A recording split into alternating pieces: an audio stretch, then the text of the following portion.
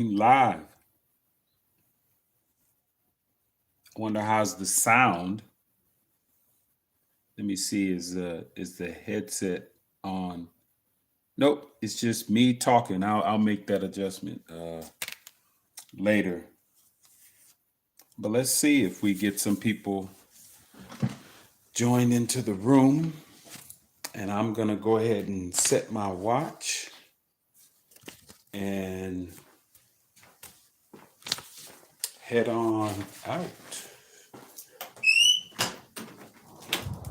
Woo-hoo. Let me set my watch for the time because I'm gonna get started right at 6:30. But and I got my. I'll stop bouncing this phone around in a second. Let me set my watch for 30 minutes. I don't want to go any farther than 30 minutes. All right. Seeing my neighbors out here. I know they're probably looking at me all crazy. I'm back at it again. All right, everybody. I would usually do my little intro, but I'm probably going to make that intro separate, from my lives and then put it on there.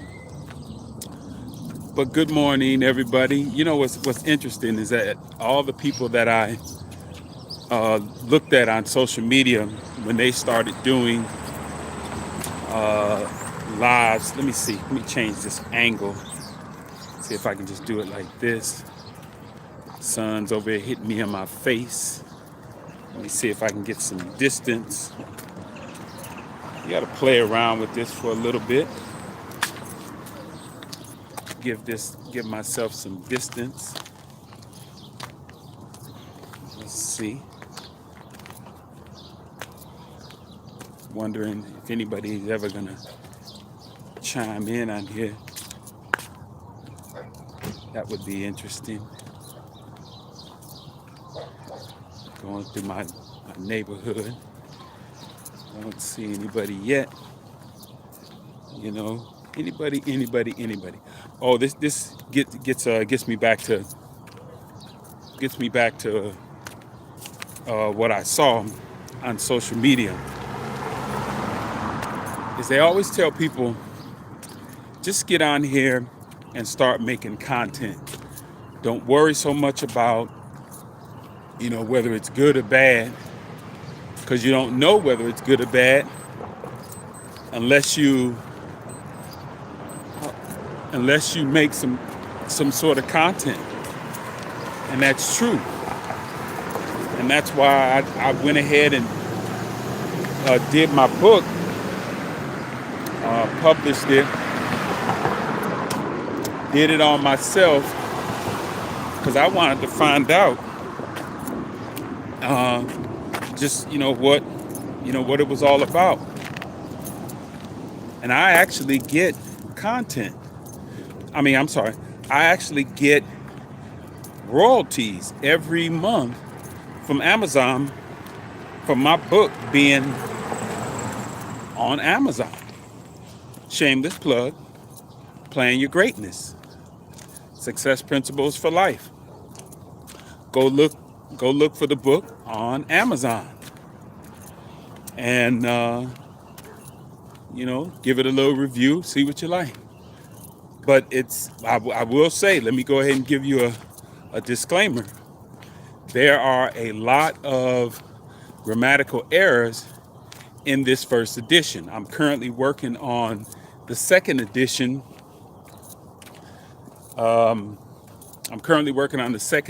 That's going to be released sometime probably in the summer. And then I'm going to work on some additional things to go along with the book. But yep, I got that sucker out there. And so I got that out of the way.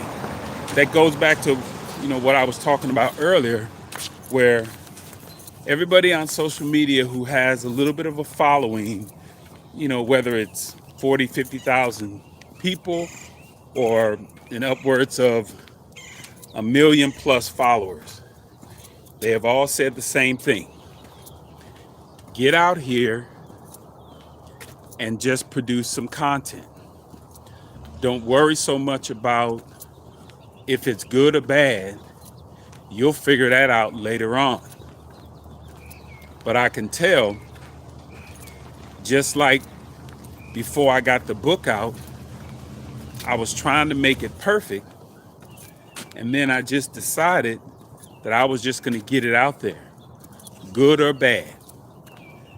And what I was blessed with was one of my professors from college wanted one of the copies.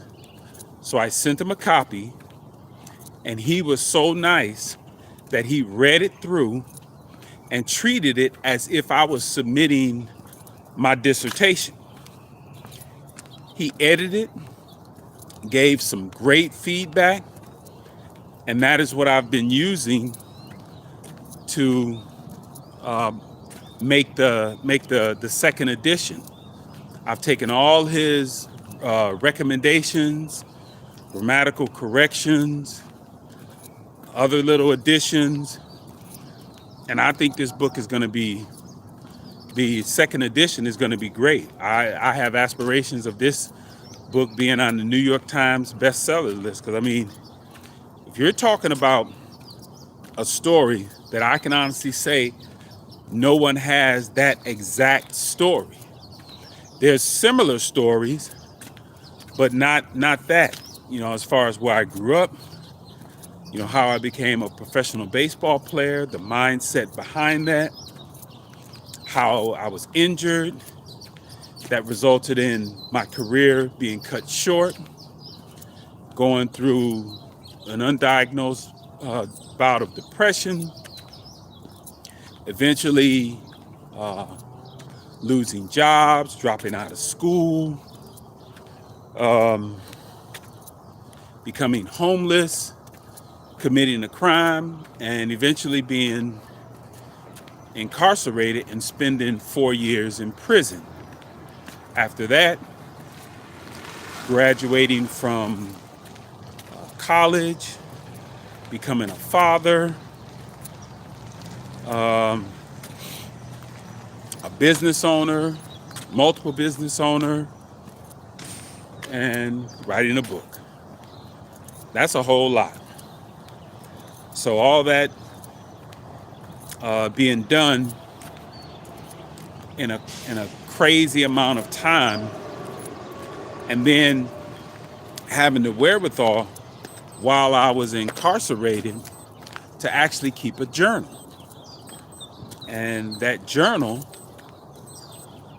ended up turning into notes for the book. Now, just a quick little side story is that I had no intentions on writing the book Plan Your Greatness, but what happened is I was transcribing the journal, and the whole idea was to just recount, edit, and publish my journal with all the things that went on while I was in there. But then about, let's say, there was approximately 800 pages of notes that I ended up turning into a 3-volume journal. Good morning. There was about 800 pages of notes that I turned into a journal. All right. Woo. Let's go this way, so you can see my beautiful face for a little bit.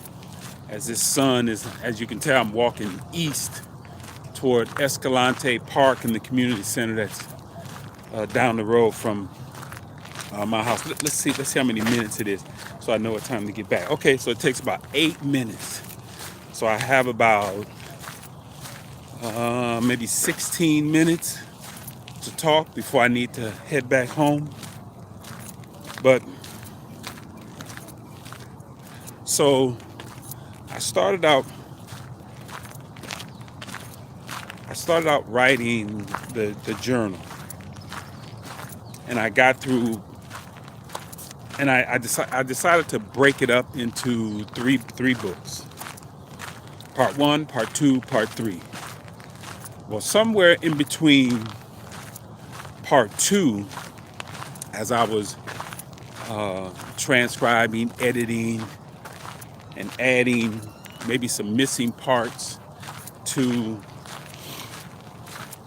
book or volume 2, something hit me. And I realized that along this path, I had really noticed there was a pattern. And this pattern that I noticed was that when I was a professional athlete, there was a mindset that I had. And it came about these 3 questions.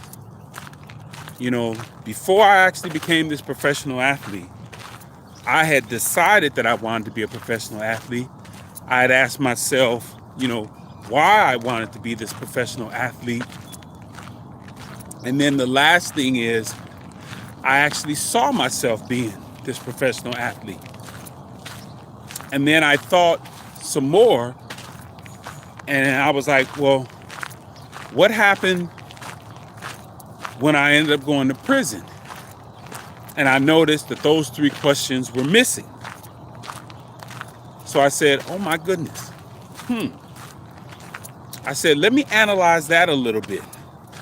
And as I analyzed this, I came up with the 3 questions. I said, those 3 questions were so very important and powerful as to my development as a professional athlete and as a criminal. And so when I looked at that closely, I said, you know what? In order for anybody to be interested in reading this journal,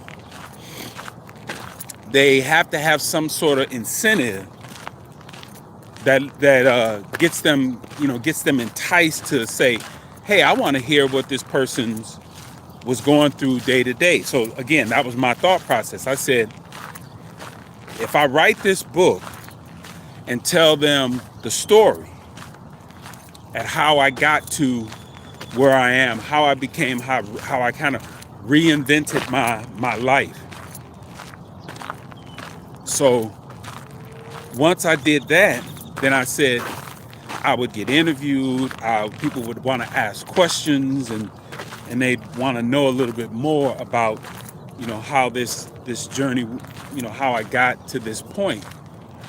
And when they asked that question, I could calmly just respond and say, well, if you want to know what my mind was going through, you know, what was my thought process in getting to this point, you'll want to go back and read that journal. And then they'll say, oh my God, where can I get that journal? I go, well, you can go find this journal. I haven't even released it yet. But in the meantime, I do intend on releasing that sometime maybe later on this year, because I'm going to have to sit over there and do some pretty strong editing, because it's pretty raw. And again, that was what I was working on at first. I just put it to the side so I could finish and release the book, Plan Your Greatness. So that book is out. Again, shameless plug. Go on to Amazon. It's not in any stores. You actually got to go to Amazon. You know, I wish I could say, hey, it's on. You go get it where you can get your books, Barnes and Nobles and all that stuff. But no, it's on Amazon. And you can pick it up. Actually, you can even get, I believe there's an ebook. You can go and get an ebook from Amazon as well. But again, understand, if you get that book, there's going to be some grammatical errors in it, and So it was just my first attempt at getting something out. I'm proud of it, but again, I'm really looking forward to getting the second edition out. Again, shout out to my professor, Dr. Pete Padilla, who took the time to do the editing, and when I saw that, it took me back to school because he did all the editing in red, and I was like, damn, look at all that red. But I said, okay. I said, if this man, this beautiful soul, took all this time to put that together, put some thought into it, make some suggestions, and I believe this is what a lot of professors do. This is at their core. They're researchers, they're editors, they're helpers. They just want to do that. So I believe he just wanted to, support the book, spent a little money on the book. But I think more than anything, it gave him an opportunity to use his skills. I know now how intense a doctoral program is. I don't have one, but I just know how intense it was getting through my bachelor's, and I'm about 4 classes away from getting a master's degree. I'm not sure if I'm actually even going to go back and get that. I don't know if it has even any value, but I may do it just to complete it and just say, I started that program. I just want to go ahead and finish it. But back to the initial thing I'm talking about, and that is the title of this walk and talk is, what is it? Planning your day. Hold on. See, I gotta go back to my notes. I said, because I was listening to a sports show, and the guy said it, and I said, oh my God. I said, maybe he looked at my book. And it is every great day begins the night before. Now, in my book, again, shameless plug, Plan Your Greatness, Success Principles for Life. There's a longer title, but that's just the kind of short. I think that's what I'm going to end up having it on in the second book. But Plan Your Greatness, Success Principles for Life. Something like that. But if you look up Carl Hamilton, Plan Your Greatness, it'll come up on Amazon. But again, every great day begins the night before. Now that comes directly from last chapter, or chapter 12 in the book. And I have what is called the 9 pillars of success. And in those 9 pillars of success, number 9 is plan your day the night before. Now, while I was incarcerated, I remember, at the end of the day, I was relieved because, you had been out your cell, all this other nonsense going on, beat downs, stabbings, not like to the level that they make it on television, but things happen. You may have been locked down. There was gossip, all kind of things. So by the time I got back to my cell, I was emptying out my mind from that day. I was doing it just mentally, but then I was doing it physically, because I would sit down and I would go over the day in my mind and I would write it in a journal. And what comes to mind is I end up reading a book later on called Man's Search for Meaning by Viktor Frankl. And in that book, Viktor Frankl, when he got out of the concentration camp, I believe I read later on that he wrote that book, and I believe it's 100 and something pages. It's not a long read, but he wrote I heard rumors or just in some reading that he either wrote the book in 8 days or he started writing the book 8 days after he was released from the concentration camp. Either way, the details that are in the book are phenomenal. Because as I read the book, I said, wait a minute. He was recalling incidents that he didn't have a chance to write down. Because under any circumstances where you're incarcerated, they're not going to give you a notepad. And under today's terms, they're not going to give you access to a phone or, like on my phone, I have this digital notepad. They're not going to give you access to any of that stuff. So Viktor Frankl was recalling his entire experience off of just his memory.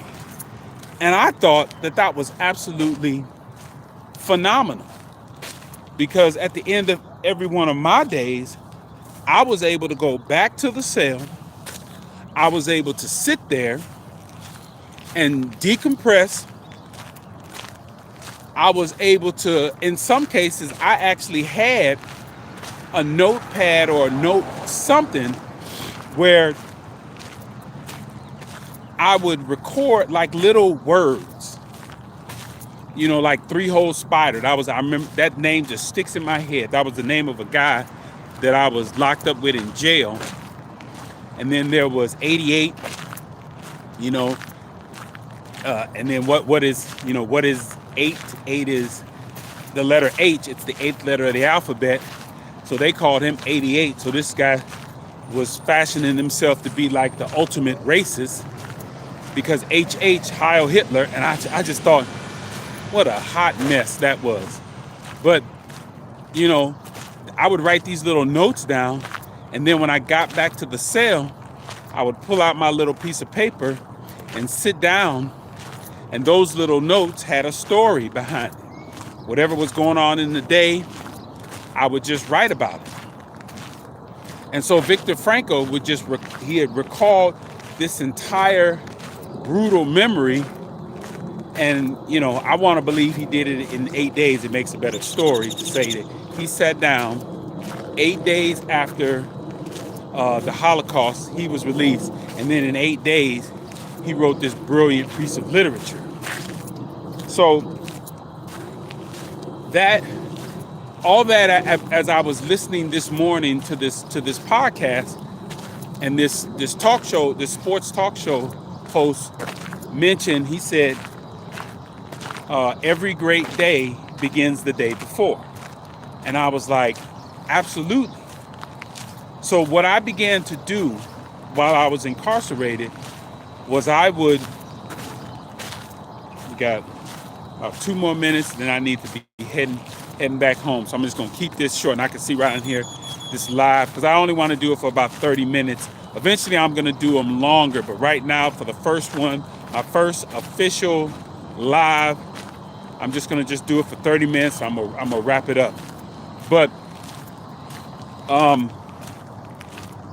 every great day begins the night before. So I began this process where at the end of the day, I would try to clear my mind as I laid there, because there were some nights, in jail or in prison, I had so many things going through my mind, because you're sitting over here going through stages of grief. You're going through, all kinds of things. You're thinking about every past relationship, as you're sitting over here contemplating, how you got there and all kinds of things. So this is me going through this process in my head. But I also began to understand that the longer that I sit over here and go through all these thoughts of regrets and everything, I'm going to eventually have to go to sleep. And once I go to sleep, I began to believe, and I still believe this now, is that when you go to sleep, that is the closest that you're going to be at any point in time to the Creator, the creative source of all things. This is just my opinion. And I believe that sleeping is the conversation that you have with the Creator. So if I believe that sleeping is the point in time where you're the closest to the Creator, and you're actually having this conversation, this unconscious conversation with the Creator, what thoughts are you taking into that conversation? And if you're sitting over here worried about everything, or you've taken something negative that has happened during your day, and you take that into the conversation, very similar to, say you're having to go up to the principal's office, and you're having to explain something that happened to the principal, but the explanation is going to, whatever you say is going to determine, what's going to happen the next day or your punishment. Are you going to sit there and tell them all the bad things that you're worried about and all that stuff? I said, well, I would hope not. I would hope that you would attempt to put your best foot forward, or if there was something that happened, that you would try to reassess that so that it doesn't happen again. But what I'm finding is that people don't do that. People are going to worry themselves to death about something bad that happens, or rehash something that has happened. The other thing is, in my amateur psychology or psychologist self, is that I've learned that I believe the human species is the only one that actually has this recall memory of things. And when you do that, what you end up doing is you can conjure up the exact feelings that were going on when that event occurred. And I think someone had mentioned, or I had heard that, for example, let's say there's a gazelle running around in the Serengeti, all right? And all of a sudden, he's now getting chased by a cheetah. And he runs and zigzags and gets away from the cheetah, because I believe the cheetah can only run at top speed for a short period of time, which allows him to catch his prey. But then, the cheetah gets overheated. So the cheetah got to slow down, like, man, I'll get you another day. So it takes the cheetah a long time to cool down before that cheetah can get going again. Well, now the gazelle is gone.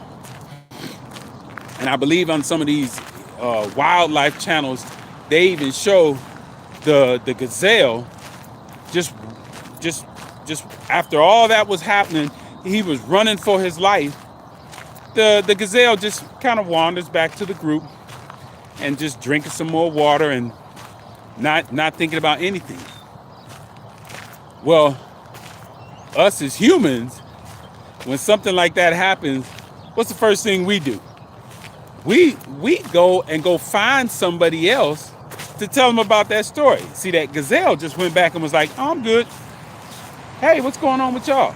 Completely short-term memory, just forgot all about it. But what do we do as humans? We take that situation, that incident, and we get, like nowadays, we get on the phone, we get on social media, and we start telling and reliving that story. And so I believe in psychology, in biomechanics and neurological studies. They found that when you start talking about those past traumas and situations where your blood pressure had to go up, is that your brain, your body, your whole being does not know that you're just recalling a memory. It will take your body into that whole state. And if that was a state of survival, you are putting your body at a level of stress that it doesn't need to. And every time you tell that story, you are reliving that stress. So that goes back to when I was incarcerated.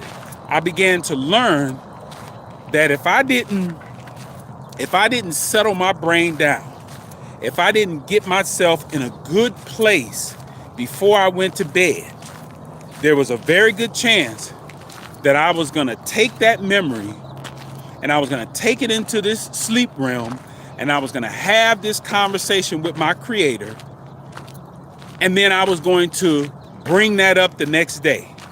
And then I would wonder why you have these long patterns of just unhappiness, because you haven't addressed it, or you haven't let it go at the end of the day, and then it becomes 2 days, 3 days, a week, a month, a year. You have been in this funk and you don't understand how you got there. So back to the original, the topic of this walk and talk, and that is every great day begins the night before. And so you're beginning a great day, but you're also ending a bad day. And so that's just my interpretation of how you're able to do that. Really just kind of empty your mind out, really process through. But what you want to be and do is you want to be super duper intentional with what you are saying to yourself before you go to bed. Because again, I've said this before, that when you continue to do that if you are consistently taking all these bad thoughts into your sleeping, and then you wake up feeling groggy or bad, or then you end up having another bad day, and then you're kind of scratching your head and wondering, why am I having this bad day again? Or why is this continuing? Well, it's because you're not addressing it at the end of the day, so you're taking it into your next day. So that was interesting as I was listening to this sports talk show. And then I said, oh, okay, this is going to give me an opportunity to have this shameless plug for my book, Plan Your Greatness, Success Principles for Life. Go to, I believe it's chapter 12, and then look at the 3 questions. And then the 3 questions will tell you that how are the 3 questions supported. The 3 questions are supported by the 9 pillars. And the very last pillar is plan your day the night before, or basically every great day starts the night before. And again, I'm always constantly reminded of, how I sat there, and sometimes it would take me 15, 20 minutes to just lay there and run through the day after I've already emptied out my mind in the journal. But now I'm just, as I was emptying my mind out in the journal, as I emptied my mind out in the journal, I began to, because the reality of emptying my mind out, or the little notes into the journal, the reality of that was just me being kind of an outside observer to my experiences, that, the things that were going on, while I was incarcerated. But the reality of that, when all that was said and done, now I'm left to my own thoughts. And so that's when, it would hit me. I would have to deal with past relationships, things I had done, to other people, bad decisions that I made, the bad decisions and how they were affecting other people. And so when you're having to deal with that, it'll make you think some sort of way. So that was me just having to come to grips with that. And again, under those conditions, that can be very, very powerful, that you're sitting over here finally coming to grips with things you've done and address, your own shortcomings. And so as I did that, you have to really stop and say, okay, I've got a lot of things that I want to address, or at least give it some thought. But at the end of all these things, you really then eventually want to say to yourself, you know what? You don't want to lie to yourself and say, I'm this great person. But what you do want to eventually tell yourself is that, all right, I'm working on this. I'm working on these things. And so, how you doing, brother? And that, as you are telling yourself that you're working on these things, you say, okay, we're in the process. I'm good. I'm making changes. This is not going to be something that's going to change itself overnight, but it is something that I'm going to work at and chip at. And in actuality, you make a commitment to yourself. You say, this is a lifelong journey. You don't even want to say goal, because in most cases you're never going to get there to that point. You're just going to say, okay, I'm getting better. I'm getting better. I'm getting better. So you do that so that you're not beating yourself up over the head with things that you've done wrong and you've made amends to. So you just say, hey, all right, let me just move on. Let me just move on with my life. Try to get try to do as best I can with this day. And at that point, you can ease off into this sleep space and feel good about it. And at that point, like I said before, that allows you to say, okay, now what can I do for tomorrow? Maybe I started working on some things today. How can I build on those? And that's where you go. And that's how you end the day. You say, okay, I did X, Y, Z today. I worked on these things. I maybe have increased only 1% better. I got up a little earlier. Maybe I ate a little healthier. I thought a little better. I spoke a little better. Maybe I watched the video on something positive. Maybe I learned something. Just, you want to end the day talking to yourself that you have done something that is helping you become a better person. Because once you do that, you'll go into that sleep space in a better state of mind. So that then when you wake up, because I believe what you will have had a good sleep. Like I went to bed and I did the same routine last night. And so now I woke up, I feel great. Because I believe that when you do that, it not only makes you feel good mentally, it makes you feel good physically. You get up, because I think when you're holding on to those bad thoughts, I think those things will make your body just tense up. And so because, I did that, I got myself in a good place, I woke up feeling great. Joints felt good, mind felt good. And so I was like, hey, shoot, I'm ready.